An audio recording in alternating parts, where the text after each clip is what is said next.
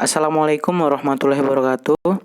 Perkenalkan, nama saya Muhammad Maulana, NIM 195112490001. Baiklah, pada kesempatan kali ini saya akan membahas jurnal dengan judul Teknologi Inovatif untuk Mengelola Aflatoksin dalam Makanan dan Biaya serta Keuntungan Aplikasi dan Ulasan. Jurnal ini ditulis oleh Pat Chimamporn Udonkum dan kawan-kawan. Baiklah, yang pertama latar belakang. Ketahanan pangan itu terbagi menjadi 4 pilar. Yang pertama, ketersediaan makanan, akses makanan, pemanfaatan makanan, dan makanan itu sendiri. Ketika salah satu dari 4 pilar itu melemah, maka sebuah masyarakat merongrong keamanan pangannya.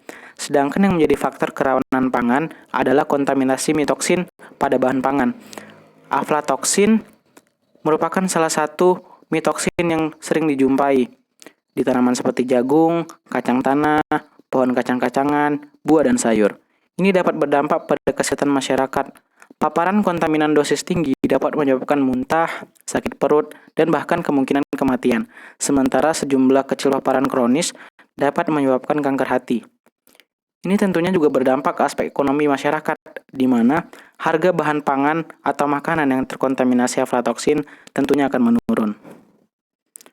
Selanjutnya, strategi manajemen inovatif pengurangan aflatoksin. Ada 7 strategi. Yang pertama, kontrol biologis. Strain pembentuk non-aflatoksin dari Aflavus telah digunakan sebagai kontrol biologis untuk perlindungan tanaman jangka panjang terhadap aflatoksin kontaminasi dalam kondisi lapangan. Hasil menunjukkan bahwa butiran biokontrol diinkulasi dengan Aflavus dapat mengurangi kontaminasi aflatoksin hingga 90%. Yang kedua ada teknologi penyortiran. Proses penyortiran berusaha untuk menghilangkan produk pertanian dengan kualitas di bawah standar. Biasanya menyortir itu dengan biji-bijian dari aspek warna, ukuran, bentuk, dan kerapatan, serta identifikasi yang terlihat pertumbuhan jamur pada tanaman yang terdampak. Yang selanjutnya adalah perawatan dengan radiasi elektromagnetik. Radiasi gamma telah dianggap sebagai alat yang efektif untuk menjaga kualitas produk pertanian dan makanan. Bahkan, menurut penelitian, dipaparkan dengan dosis rendah saja dapat menghambat pertumbuhan aflavusnya.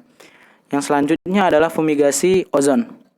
Mekanisme ozon pada degradasi aflatoksin melibatkan reaksi elektrofilik pada ikatan rangkap C8-C9.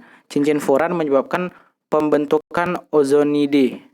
Senyawa ini kemudian diatur ulang menjadi turunan monozonida seperti aldehida, keton, asam, dan karbon dioksida.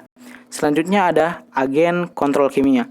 Untuk menghambat kontaminasi aflatoksin yang disebut asam air pengoksidasi elektrolisis yang merupakan larutan elektrolit, disiapkan menggunakan alat elektrolisis dengan pertukaran ion membran. Digunakan untuk mendekontaminasi aflatoksin dari yang terkontaminasi secara alami sebagai sampelnya itu adalah kacang tanah. Yang selanjutnya adalah agen kontrol biologis pada tahap pemrosesan pasca panen. Metode biologis berdasarkan kompetitif pengecualian oleh strain jamur non-toksigenik telah dilaporkan sebagai pendekatan yang menjanjikan untuk mengurangi pembentukan mitoksin dan mencegah penyerapannya ke dalam tubuh manusia. Selanjutnya adalah bahan kemasan. Komoditas pangan dapat dipengaruhi oleh berbagai kondisi lingkungan seperti suhu dan kelembapan serta paparan cahaya matahari dan oksigen. Beberapa penelitian telah melaporkan penerapan prioritas penyimpanan tanaman peningkatan atau PICS berhasil menekan pengembangan aflavus dan menghasilkan kontaminasi aflatoksin pada jagung melintasi berbagai kadar air dibandingkan dengan non-hermatika wadah. Selanjutnya ini adalah pengaplikasian untuk mengurangi aflatoksin dari sinar gamma. Itu bisa kita lihat yang contohnya black pepper dengan meradiasikan dengan sinar gamma itu dapat mereduksi aflatoksin B1 itu sebesar 47%, aflatoksin B2 sebesar 39%, dan selanjutnya. Ini tabel 2 dan tabel 3. Tabel 2 itu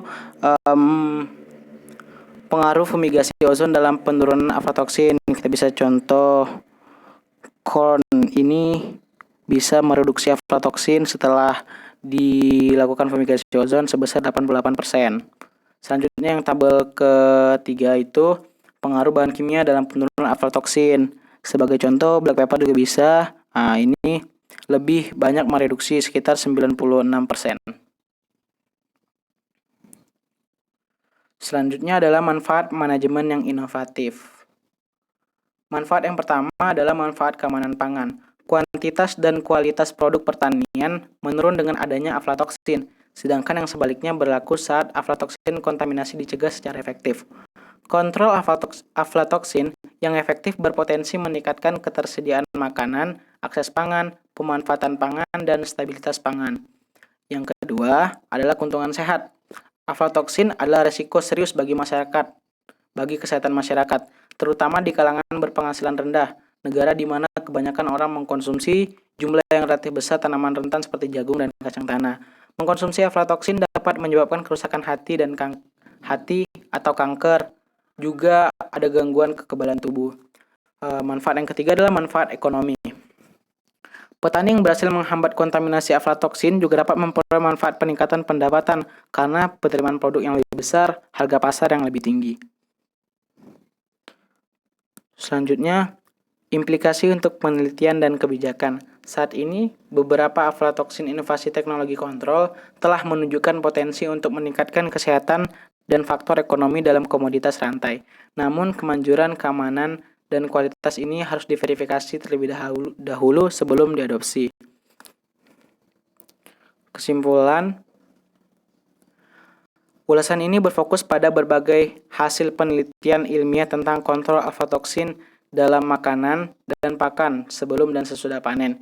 Di dalamnya juga terdapat dampak yang dapat disebabkan karena terkandungnya aflatoksin di makanan, baik itu dari aspek kesehatan maupun aspek ekonomi.